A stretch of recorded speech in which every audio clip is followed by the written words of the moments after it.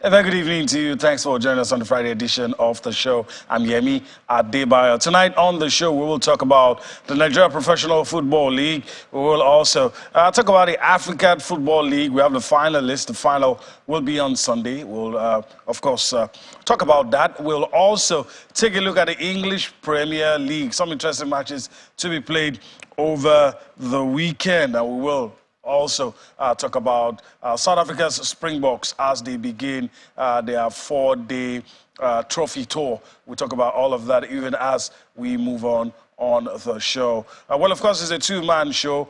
My colleague Austin Okon-Akpan is suited and ready even as we go on a trip across the money-spinning world of sports. Okay. We'll get our ducks in a row. Austin will join us as we move on the show. But let me quickly introduce my partner in the Lagos studio, our guest in the Lagos studio. Dr. Agunbiade joins us now. Dr. Greetings to you. Thanks for being with us again tonight. Good evening. It's always a joyous thing to be together again. Talking sports, you know, is the business we do. And we are here for business again tonight. Yeah, so let's start with the Nigerian Professional Football League. Let's take a look at the fixtures for match day 7. Of course, Sunday and Monday. Few matches were played on Monday. But that's it. On your screen, you have Gombe United will take on Doma United. Abia Warriors will be up against Katsina United. Aqua United, after getting their first win of the season, will be up against Plateau United. Bendel Insurance will be up against Remo Stars. This promises to be very exciting. Then Enugu Rangers will be up against Heartland in the Oriental Derby. The Aba Elephants now they can face the league. They are up against Kwara United. Rivers United up against Dr. Agunbiade's Sunshine Stars. And Shooting Stars will be up against Niger Tornadoes. These are fixtures for Sunday. Let's take a look at the few matches that we played. Okay, so these are the fixtures for Sunday in the Nigeria Professional Football League. But of course, on Monday, Bayelsa United will take on Lobi Stars. Sporting Lagos will take on Kano Pillars. These are matches to be played on Monday. All right, let me get your thoughts. Let's talk about, before we talk about the situation with Heartland, because there's an interesting situation with Heartland. It's in the news. But I want to get your thoughts, Dotun. The matches you think we should look forward to this weekend. Like you said the other time, you mentioned the Oriental Derby, and it's always a talking point when it comes to football in the Nigerian Professional Football League scene. And, you know, when it comes to games like that, you know, people will come to tell you that it is either I win or you win. Atlanta Football Club, you know, they are back in the Nigerian Professional Football League, Nigerian Premier League rather, and they've not been up and doing because they are yet to secure a victory in the Nigerian Professional Football League this season. And what happened during their last game, it's the thing that we should not be talking about in the Nigerian professional football scene. Because I've always been thinking that ugly things like that have actually gone past, have left, and even we should not be talking about it anymore. And on the side of the tactical play on the field of play, they've not been up and doing, owing to the fact that they've been either losing or getting draws, either at home or on the road. And if you look at the situation on the table, it says that they are going back to where they came from. So if they can actually put their hearts together and make sure they do the needful during the course of the weekend, I think maybe a draw again because they're on the road, and you should not be expecting a victory for them in the Nigeria Professional Football League this weekend. All right, other matches, I don't know if anyone gets your Rivers United. Sunshine Stars will be away. Of course. Against Rivers United. Shooting Stars are home to Niger Tornadoes. Aqua United up against Plateau. Easily pick of the pack. Okay, of course, let me just talk about Rivers United and Sunshine Stars of Akure. If you look at it very well, Rivers United up against Sunshine Stars of Akure, 14th and 10th position. Rivers United, they are in the 10th position, while my darling Sunshine, though we've not been up and doing this season, and if you check the head-to-head in between these two teams, you see that it is Sunshine Stars of Akure all the way. Haven't got 6 victories in the past. Previous meetings. In six previous meetings, and 4 for Rivers United. And if you look at the situation on the league log, like I said the other time, 14th position, Sunshine Stars of Akure, 10th position, Rivers United. In the last 5 games played so far in the league, Sunshine Stars have only managed 1 victory. And that's not just a very good one for the team, who in the past happens to be one among the best teams in the Nigerian Professional Football League. And going into this one, I think to get a victory on the road will be very, very difficult for them. But if they can do the needful, I think a victory is a sure bank for them. And I still want to talk about one other game, talking about the league leaders, the Remo Stars, up against the surprise package of Nigerian Premier League last season, Bendel Insurance. You remember how they actually took all comers to the cleaners and making sure they qualify for the top 6 at the end of the season. And you now actually look at what they are doing this season so far. They've not been up and doing. They occupied the 13th position after a set of 6 games. They've only had 7 points.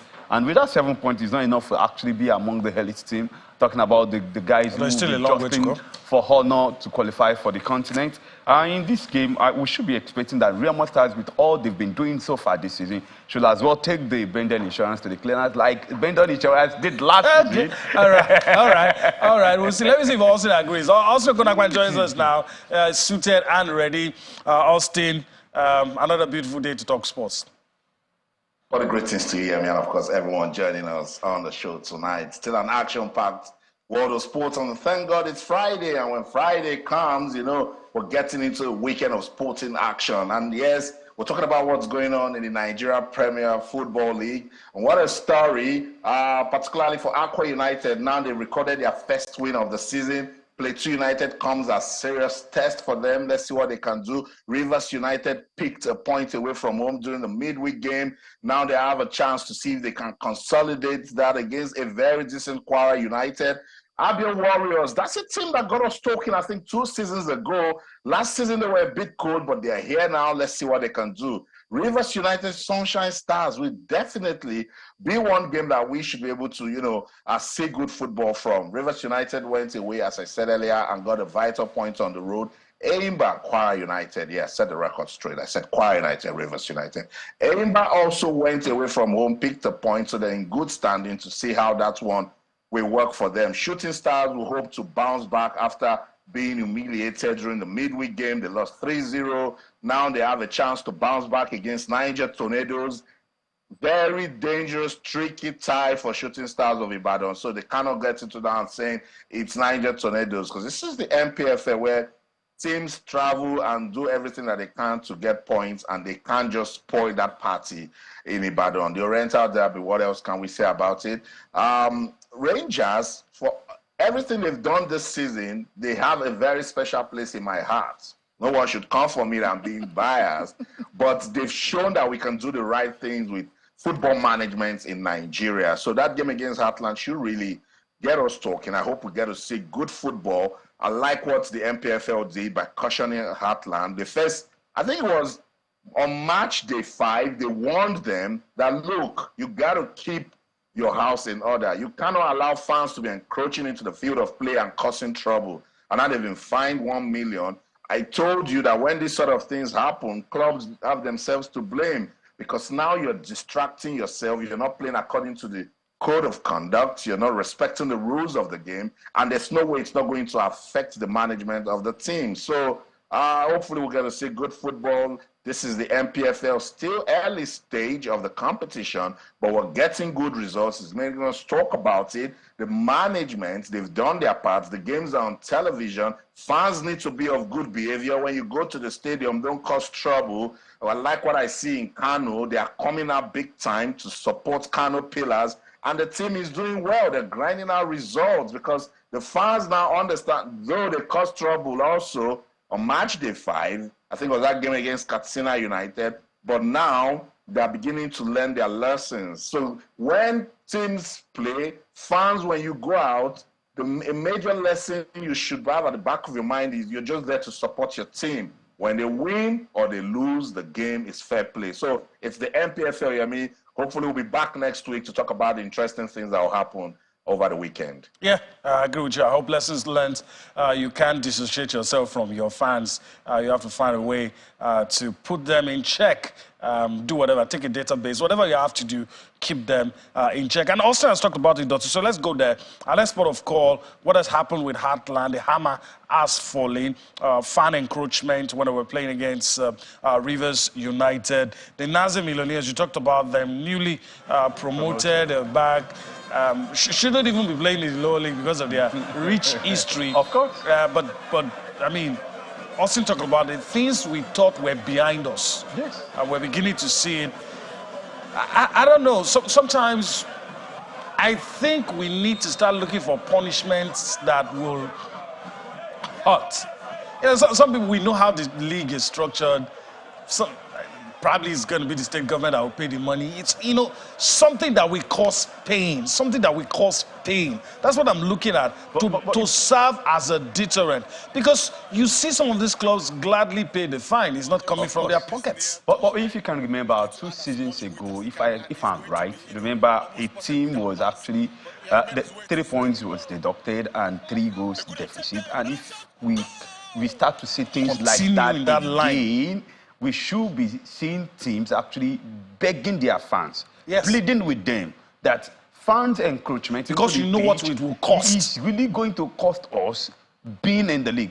By next season, if 3 times 3 points were deducted from our point, that you get relegated. 9 points, and you get relegated, then you know quite well that what you are doing is really affecting the team negatively. So if your actions is really affecting the teams negatively, what should you be looking for? That means you don't want the progress of the team. So for you to see your team, your darling team, and you always want to be happy about the situation at hand, what you need to respect the code of conduct. What you do when you get to the stadium, make sure you are seated where you ought to sit. What you need to do, share your team, support them. Don't attack the opponent. Don't do anything to the referee. And all of this will actually aid or make the league become the best around the world. And this is what we need to be seeing. Like I said earlier, if you remember, I said I was thinking that ugly things like this are behind us. And you know, but we are seeing it again. And you know, Dotun, I mean, I like the swiftness of the decision. But if you're looking at it from the fans, from the perspective, your team is here to win. Yes. And you're causing more problems. Yes. I don't even see why they're going to benefit from whatever to affect them negatively. It's happening. I mean, let me yield to Austin. We're going to leave this shortly and talk about the NLL. Another good news coming from there, November 11, there's going to be the start. I don't know if you share my views, Austin. I think that we need to start looking at things that could serve, that could be a deterrent. Because this fines is not working. It's not.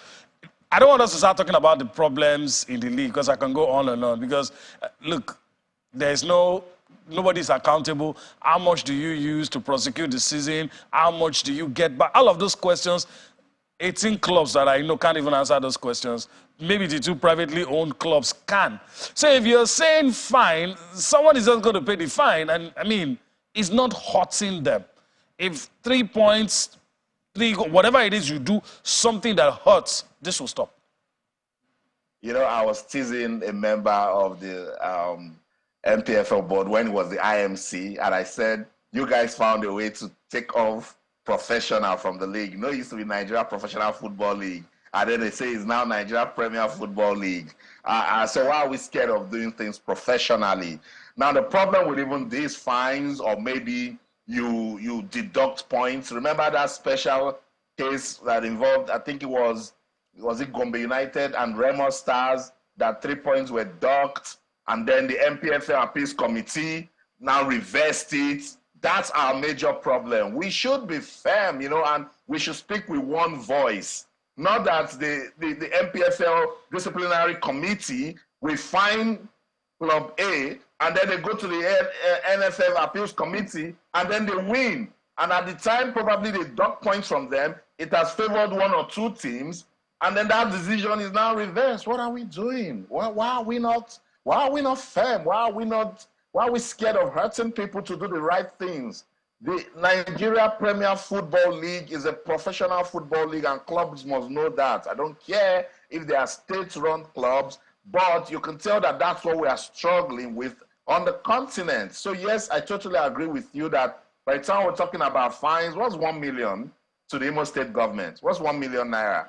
In fact, some fans will be like, oh, so it's just 1 million, will cause problem again in the Oriental Derby against Rangers, because it's nothing. But by the time you say, I like the part of play behind closed doors, but also sit down with clubs now and let them know that we ain't joking anymore. We're trying to make the league professional. People are putting their money into it, and now we want to get in more private investors. We want people to understand that we know what we're doing. So clubs, first things first, this is the new rule book, and it's filled with standards. If you cannot abide to this rule book, let us know so you step aside. Because when you come in now, we are good. You remember the day we were talking about Tonali? In under 1 week, Yemi, he's not playing football again for 10 months. Yeah. It's quick, so we can move on. We're not joking here. This is a multi-billion dollars industry. We are playing football. So if you're here to spoil it, we're going to first take you out. That's what we need to start doing. Identify those clubs that cause problems and let them know that, look, we ain't joking anymore. If you want to, I stand for points deduction because it's going to hurt them, but don't deduct points as NPFL and NFF is waiting, where people know that they will use their influence and then they will use their biases to upturn things. Then we are not ready. So yes, I totally agree with you. These fines are not doing anything, but we need to keep the education going. Fans must know that the game is fair play. You can't go to the stadium and cause problems. No, the NPFL should be organized and it should be played in a way that the fans should own it and be proud of the football we are given. And for those who are wondering why we can't fill our stadiums, for those who are wondering why some people just want to sit on the fence, they are skeptic, these are some of the reasons why a person would not want to bring his wife and kids to a situation where some people just let go of their emotions and begin to destroy things, attack people, and all that. We should be filling our stadiums. I mean, a lot of this we're just not seeing this thing as a business. And that's the sad part for me. We could go on, but you see, I also agree with everything you have said. What's 1 million? It's the state government. What's 1 million? And it still goes back to the fact that when you give people money and you are not asking them to account for how they spent that money or what they've made from that money, you're as culpable as they are. That's where I stand. And the main guy that is probably organizing the guys to cause trouble, we say they have fined our club 1 million. Yeah, I mean, because I've gone to cover games and you see some certain characters at the stadiums and you start wondering, how did they even get in here? So the main guy that organizes this crime will now tell the boys, don't worry, they've just fined us 5 million. They've just fined us 1 million. We have 5 million available now to let them know that will cause more problems. And that's why this problem will keep lingering until we are firm, put our feet on the ground and say, no, if you're not ready to do the league the way the league should be operated professionally, then you need to step aside. That's when, even if it's 10 teams, and we are playing football professionally, you will see that the league will grow and we will do good business with it. All right, let me yield to you. Of course, let's talk about the Nigerian National League and, of course, what's going to happen on the 11th, the kickoff in Lafia.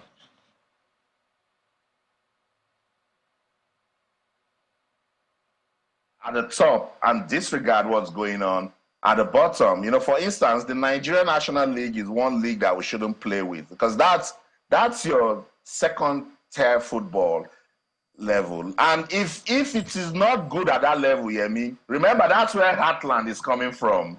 You see? So if we don't do things the right way at that level, we will continue to struggle. So it's good today that they have announced that the Nigerian National League, the opening match, will be on the 11th of November at the Lafia City Stadium in Nasarawa. So much coming out as we're getting ready for the start of the new NNL season is the 2023-2024 Nigeria National League season.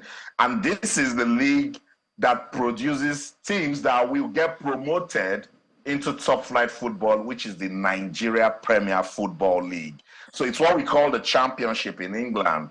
And I tell you, Yemi, I have gone to watch a lot of championship games and I struggle to see the difference between the quality at the championship level and the English Premier League. And that's why Leicester City, they are in the championship level now, and you see that they didn't even lose most players. Wilfred Ndidi is still there, Kelechi Iheanacho is there, and they're all having fun. They will get promoted, come back, and still meet the same quality. It's plug and play. That's what we're talking about. Let's go on a quick break. Sports Tonight on Channels Television. When we come back, the Chief Executive Officer of the Nigerian National League, Emmanuel Atta, is standing in the wings to join us to tell us more about the new NNL season. Don't go anywhere. Stay. All right, welcome back. We'll get to the conversation on the Nigerian National League in a bit. But let's just quickly take some things out of the way. The African Football League, let's just quickly talk about that. Everybody's out of it, there's nothing to say, but of course. the final will be played. I still feel we missed out on the big opportunity, but I mean, let's not cry over spilled milk. Let's quickly show to our viewers what's going to happen in Sunday's final, the two teams that will lock arms. With that, Casablanca and South Africa's Mamelodi Sundowns will play in the final. And of course, the money on offer, I mean, I'm just, if that money had gone to a Nigerian team, yeah, you know. But let me get your thoughts, Dotun. How do you think this will go? Well, I think it's really going to be very, very tight. Why I said it's really going to be very, very tight is the fact that the two teams, the way they qualify for the final, remember whether they actually qualify via penalty after playing 1-0 and 1-0 in the semi-final before they qualify for the final, and Mamelodi Sundowns also went through that route. And if you look at it very well, football, I do say it very well, is not 1, 2, 3, whereby you know that the next number after 3 is 4. It can be sometimes tricky and it can be sometimes very easy for the opponent. But if you look at history between the South African clubs and the North African clubs, it is always very, very keenly contested. On few occasions, the South African clubs have actually got one better against them. But in this particular game, I think it's really going to end in favor of North African club because they understand the continental football league better than all other region in the African continent. So if you look, but in fairness to, don't let me say the South African region. Let me just say South Africa. Okay. Not that region. The South African league. Just South Africa as a country. Okay. Their league, their structure, what they've done for football, they're not too far away from the North Africans. So you could say, if we do a little bit of plus and minus, it's going to be decided on what happens on the field. Of course, of course. And based on that, if we're going to look at that, the only thing that sets the North Africans apart is that they know the tricks. That's what I'm saying. They agree understand the continental football league. It's beyond how good you are sometimes. Of course. They just know how to do one or two little things. But then again, Mamelodi Sundowns are not pushovers themselves. I said the other time that if you look at the occasion, if you look at the situation between these two sides in the past years, they've always been getting it better against the South African clubs. But if we actually look at how these two teams qualify for this final, you can as well give Mamelodi Sundowns chance against Casablanca. But if you look at it in sincerity, if you look at all things the start, the performance so far in the past years, how they qualify for the semi-final, how they qualify for the final. Remember, even they've not been getting results in Tunisia. I'm talking about Wilder when they traveled to Tunisia, and they were able to actually secure the point on the final ticket, even in Tunisia. So you also fancy their chance that they've put actually everything they know to put on table to make sure they qualify for the final, and not just qualify for the final. If they can actually do it better than how they did in the semi-final, they will lay their hands on the diadem. All right. Dot is already giving it to them. They may lay their hands on the diadem. All right. Let's go to Austin. It looks like we might have to shelve that conversation on the Nigeria National League. But a quick one on the African Football League, and we'll come to your turf, your base, to talk about the English Premier League. But I don't know if you agree with Dotun, and of course, with me as well. It might be beyond the football. If with all other things considered, the North Africans will always have the edge over any other region of Africa when it comes to finals. That's what it is, you know. Yeah, and it's a clear testament of what they have done to their football. It is what you reap, you sow. And I like the statement you made that you said Mamelodi Sundowns are not so far away from that level of development that was seen from the North African teams, from Wydad Casablanca to Al Ahly to Esperance of Tunisia to even smaller teams from Algeria. You can tell their level of professionalism is what translates on the pitch of play. And if you look at teams like Eimba that were in this competition, Simba, TP Mazembe, you would expect that they would do just enough to come play this one just for the money. But you could tell that somehow, I think mentality and also the way they prepared for it just made it difficult for them to compete at the highest level. So I like what I see at the African Football League. Remember, I think 2 weeks ago, Friday, when we had Ikena, I spoke for this. I like the fact that we're talking about elite clubs in Africa playing football to promote the business ecosystem, to find ways that they can empower themselves, to get business people to latch their eyeballs once again on African football. The coverage has been good. CAF should be proud. I'm sure they will make good money out of this also. The football clubs will also make money. But you might just be shocked. And Patrice Motsepe will like this because Mamelodi Sundowns is in the final. I don't know what he's going to say to them, but I'm sure by the time he goes and gives some business talks, you'll just be shocked that Mamelodi Sundowns will come out blazing, in this one. So it's good football on display. I love it. Each time African football has an opportunity to let people outside the continent know that we can do the right things, I love seeing it and taking it. And I think the African Football League has done just that. The quality of football has been good. With that, Casablanca and Mamelodi Sundowns are top teams that can actually get us talking, give us a good final. So, I don't know if you're allowed to predict, but Dotun should. I only just predict that we were going to see good football, and I hope we get to see good football in the final. I hope so, but I think I know where Dotun stands. His vote goes to the North African because team. I've given it to them already. Okay.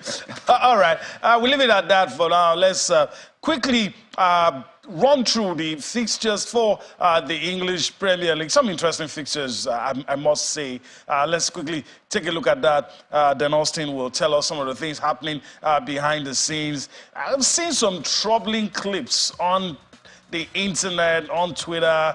Manchester United fans singing, using some unprintable language for their coaches. Really very sad. But anyway, on Saturday, that's tomorrow, Fulham we take on Manchester United. Brentford we take on West Ham. Burnley we take on Crystal Palace. Everton we take on Brighton. These matches will be played on Saturday. Still on Saturday, defending champions Manchester City will be up against Bournemouth. Then you have Sheffield United up against Wolverhampton Wanderers. Newcastle will be up against the Gunners. That's Arsenal on Saturday. Then on Sunday, Nottingham Forest that has Nigerian duo Lino, and of course our Oini will be up against Aston Villa, who seem to be beating everybody just about now. Luton Town will be up against Liverpool. Hopefully Luis Diaz's situation will have been sorted by then. Then Tottenham and Chelsea, easily the pick of the pile. And let me go to Dotun quickly before we yield to Austin. I know you may want to talk about other things, but Tottenham, Chelsea, Pochettino going back to his old stomping ground.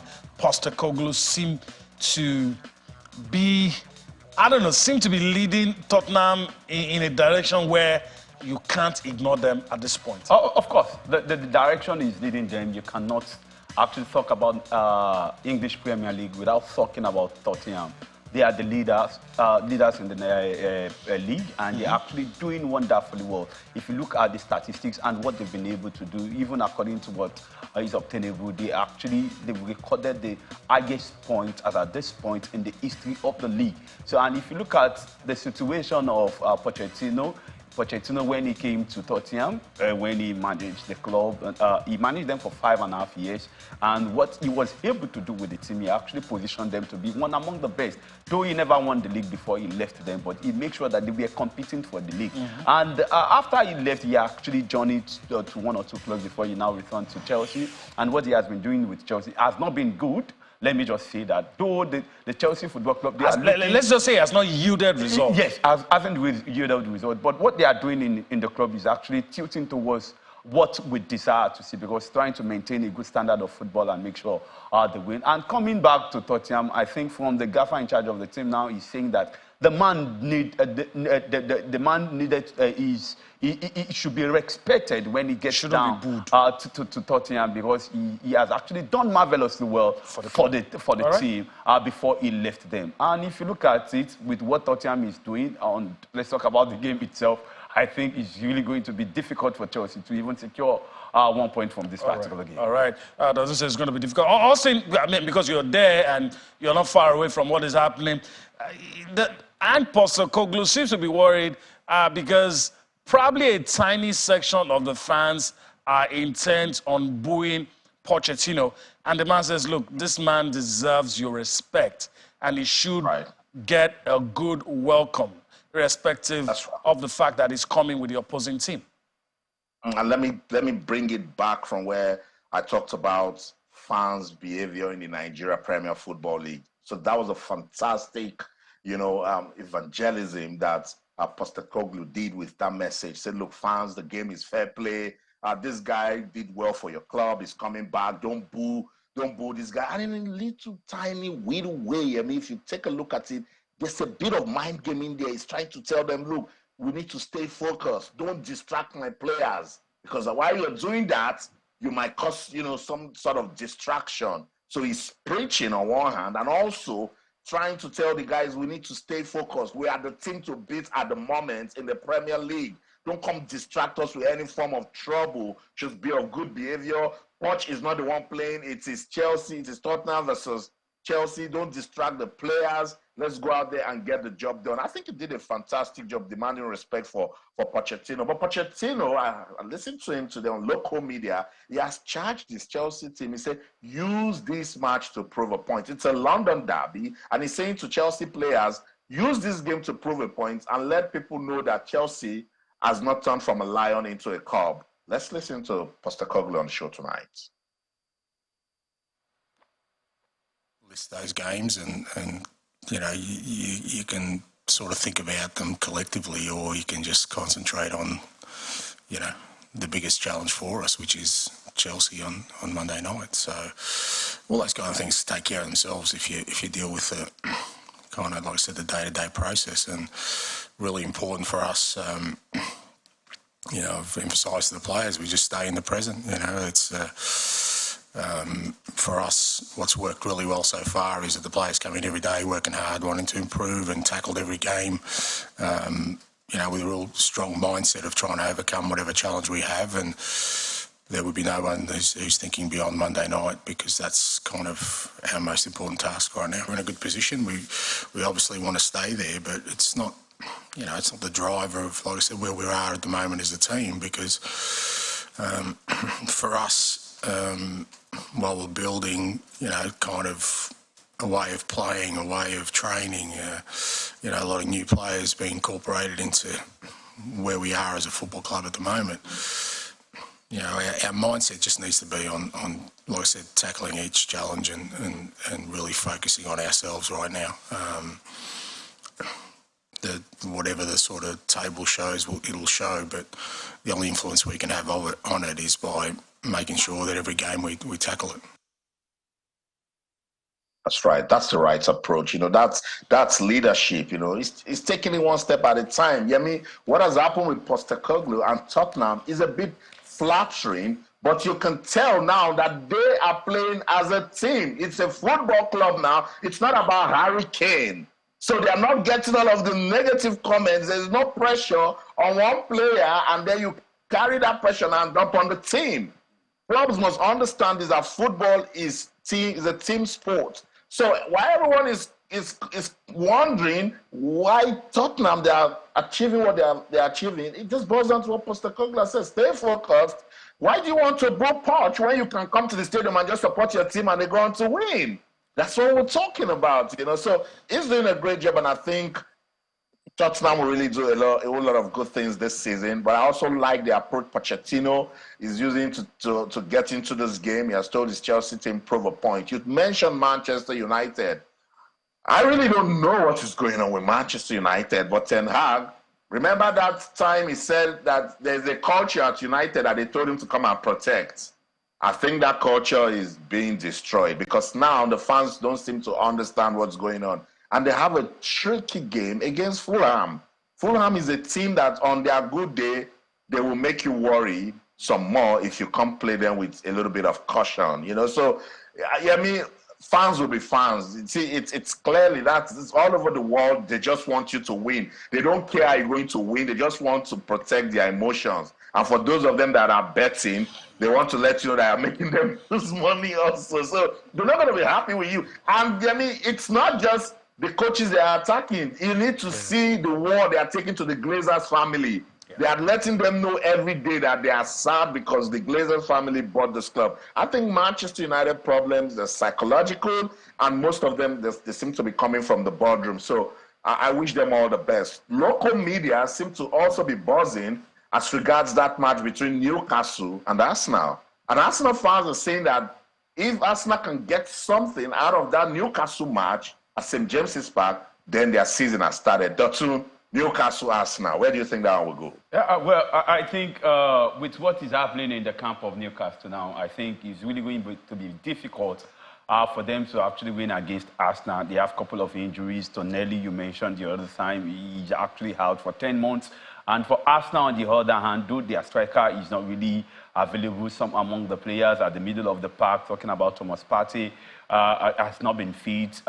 In the last 2 games they've played, he has not been available. But if you look at what Arsenal is doing in recent time, they can actually get to St. James's Park and actually take them to the cleaners. But I think it's really going to be very, very difficult for Arsenal. Remember last season, the same game, it ended in a 0-0 draw. And with what Newcastle have been able to do this season, they've scored more than Arsenal. They've actually had 8-0 game. They have 5-0 game. They have 4-1. Even against PSG with almighty Mbappe, they got the better of them 4-1, which has been the highlight of their season. So squaring up against Arsenal this weekend, I think is really going to be very, very It's tight. hard to call. Very tight. But with what Arsenal is doing in the league, because they are putting everything in the league, they want to win the league. So they are trying everything possible. It's really going to be tough, difficult for Newcastle, but I think Arsenal has all it takes to win this particular one. All right, playing away, even the most optimistic Arsenal fan would not be as bold as Dotun is. But let's see. Anyhow, has been talking, the Newcastle manager has been receiving a lot of praise with the way he has handled this team and the way he has dealt with some of the things Dotun talked about, injuries, suspension, bans, and a whole lot of things happening. Let's listen to Eddie Howe, how he intends to approach the Arsenal game. We'll come back for more on Sports Tonight. Last year, it speaks for itself what they achieved. I thought they were so close to winning the league, and then in the summer I thought they recruited really well. Obvious player who's such an impressive individual and player is Declan Rice, and I think when you add him to their midfield, I think he's got unique qualities. So I think they've moved on from last year, and I think they've mentally moved on from what happened, and I think they've performed very well, as you say, unbeaten. So really big test of our credentials. I think we're looking forward to the game, but Mikel's done a brilliant job there. They have improved.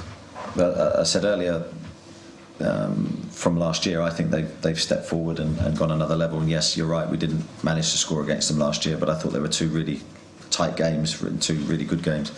So we're going to have to find ways, and we're going to have to find ways to cause them problems and to make life difficult for them.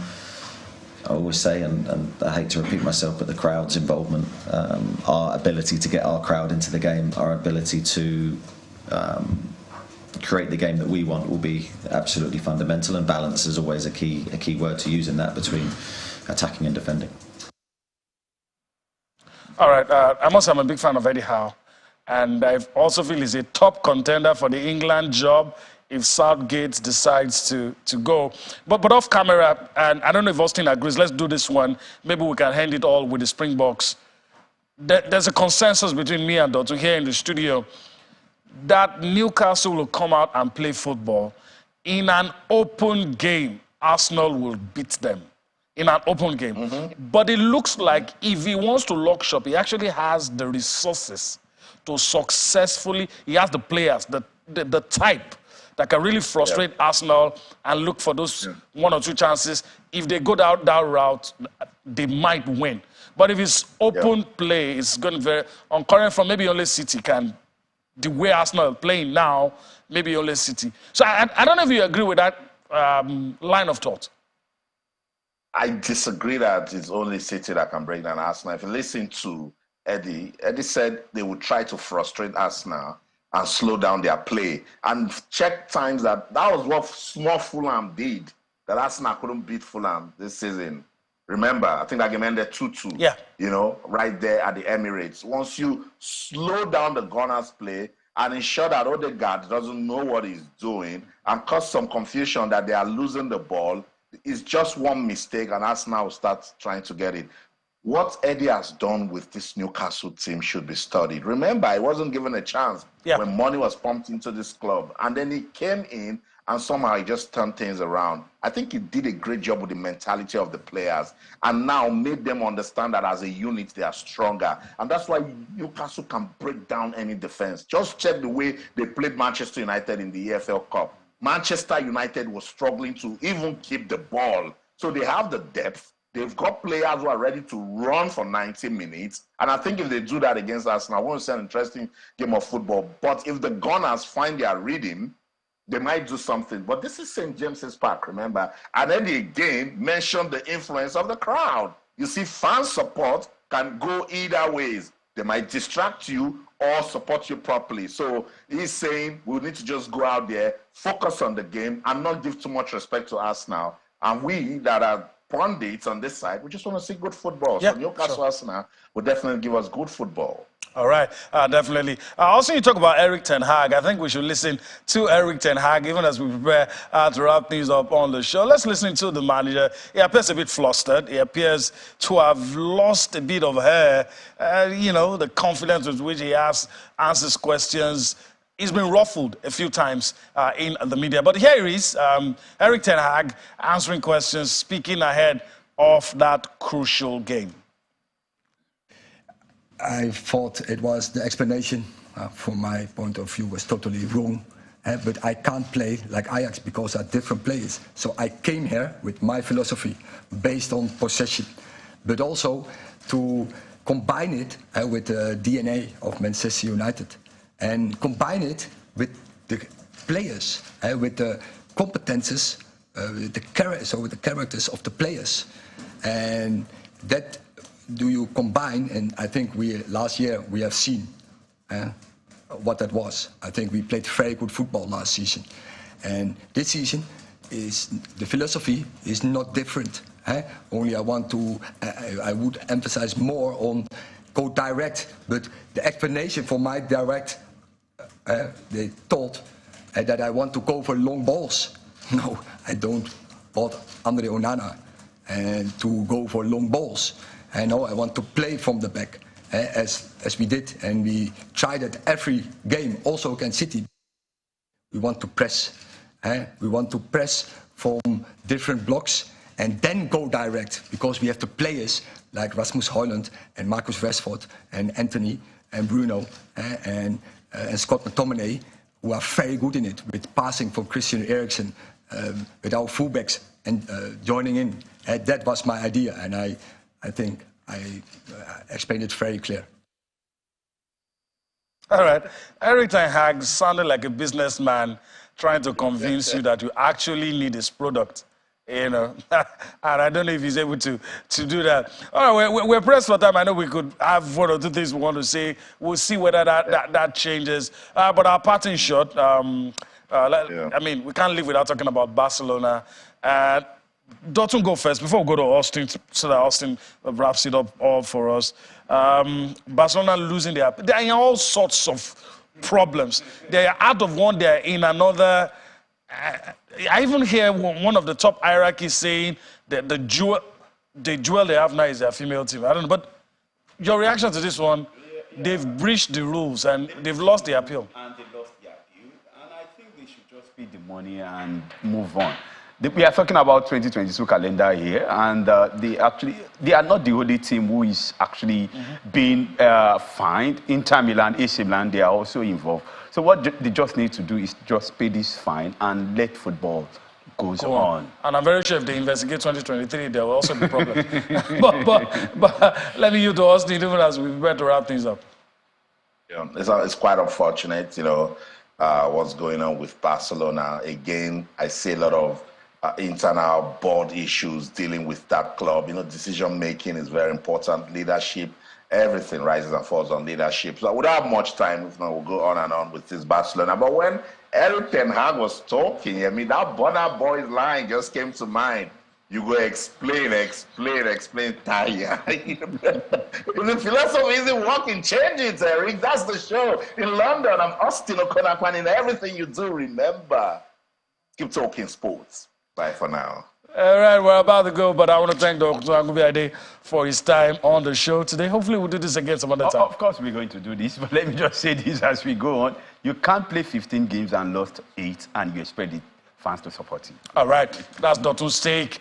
All right, as we go, we're going to leave you with, of course, the Springboks on their 4-day trophy tour, the parade that they're doing all across South Africa. That's the show for today. We do hope you've enjoyed everything. Enjoy your weekend. We'll see you next week. I'm Yemi Adebayo.